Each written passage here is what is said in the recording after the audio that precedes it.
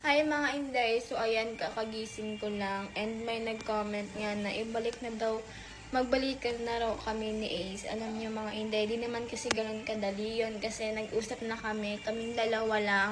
Walang vlog, nag-usap na kaming dalawa na signing off na talaga kami. And syempre, tinanong namin yung isa't isa kung okay lang ba sa amin yon. At saka sinabi na rin namin kay sir, sa tita ko, na hindi na kami magla-love team, signing off na talaga. Kaya ganun, alam niyo yun, hindi na madaling ibalik kasi syempre, in-announce na namin sa inyo, nasabi na namin, alangan pag nagbalikan kami, madilito na naman kayong lahat. Sabihin nyo, nakakalito naman, nagbalikan ba talaga sila or signing off pa rin.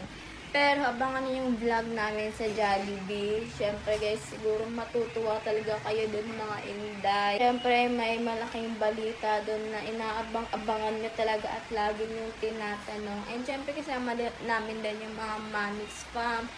Siyempre makikita nyo lang yan sa white. So ayun mga Inday, ang dami nakakapansin bakit hindi ko daw binati si Ace sa birthday niya. And sorry, ganito mukha ko, parang sobrang talaga kasi nag-practice kami and sobrang init. And ayun na nga guys, balik tayo sa hindi ko binati si Ace kasi nakakahiya naman talaga, 'di ba? Saktong birthday niya, nag-signing off kami tapos babatiin ko pa siya. Pero wag naman kayo mag-alala guys kasi halos lahat ng Manix Fam talaga binati siya. And syempre sure naman ako na masaya siya ng birthday niya. At saka kung nakisali pa ako sa mga babati sa kanya, nakakahiya din talaga. Baka sabihin niya, ba't ako binati neto, isaktong birthday ko, nag-signing off kami, tapos babatiin niya pa ako. O, diba nakakahiya? Kaya, ay gusto ko lang sabihin guys kung bakit hindi ko siya binati. Kasi nahihiya din talaga ako.